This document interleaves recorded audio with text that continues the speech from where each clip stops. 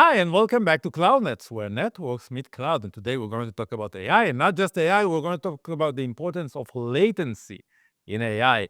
And we have our late expert, latency. We couldn't resist it. Our latency expert, Sani. Thank you for joining, Sani. Thank you for having me, Dudi, and sorry for my latency. Okay, apologize accepted. We're going to talk about latency in AI network. What is it? Why is it important? And how can we maintain it? So, Great. what are the three things we need to know about latency? Right. So first, we need to understand that latency in traditional networks is being measured, being addressed in a normal way. However, AI networks introduce new challenges that needs different treatments of latency. And let's look on the three types of latency that we see in networks. So the first one is the head latency.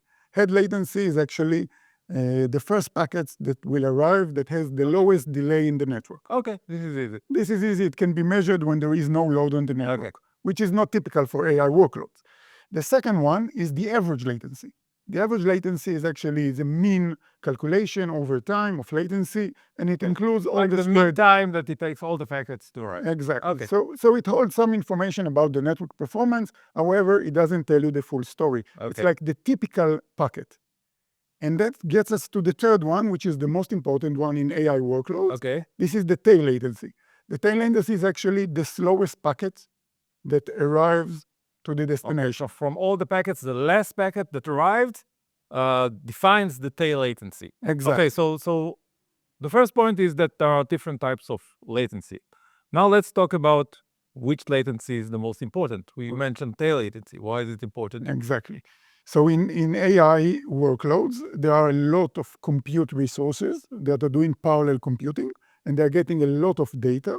This is a data-heavy network. So all this compute is being done, being sent over the network, and arriving to the destination. So this is the parallelism process of the compute. Exactly. Okay, all the collective communication types. Okay. Definitely.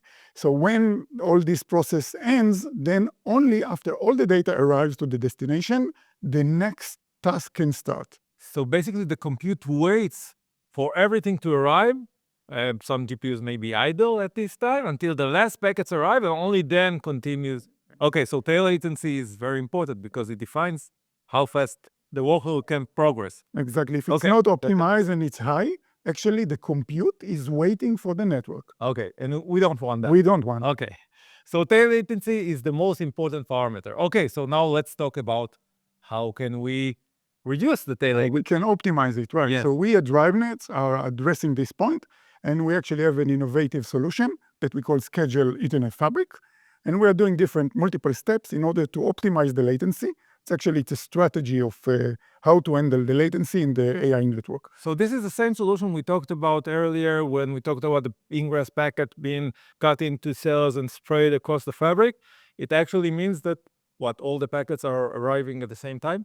Right. So all the packets are arriving in a predictable time with low variation. So as we can see in the graph, when comparing standard Ethernet to scheduled Ethernet, we can see the differences in the head latency and in the tail latency. In scheduled Ethernet, you can see the improvement where the latency is predictable and the variance is very low, unlike normal Ethernet. So this will have a dramatic effect on the job completion time and the performance of the AI network. So basically, even if you intuitively think, you have deep buffers, you add latency, etc.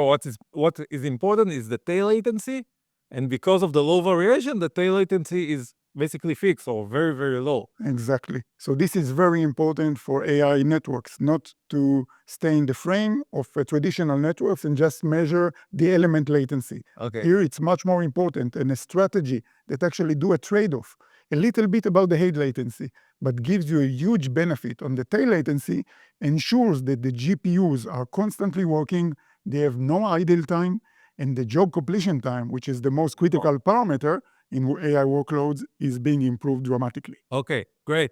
So 3 things we need to remember. This is very important when you build an AI infrastructure. 3 things you need to remember about latency. First, there are multiple types of latency, so beware at what you're looking at. Is it the head, the average, or the tail latency? The second thing you need to remember is the tail latency is the most important one, because this is the one that defines how much time the GPUs are awaiting network resources, and it dramatically affects the job completion time and the overall performance and utilization of the cluster. The third thing is that the good news is that there is a solution. The solution of a scheduled fabric, a fabric that connects the GPUs, that is scheduled and can assure that all of the packets or most of the packets are arriving around the same time. So the jitter, the delay latency is very, very low, means that even if the head or mean latency are a bit higher, the tail latency is fixed and is much lower than in any other solution. This goes to better job completion time, better utilization of your GPUs and your money in general.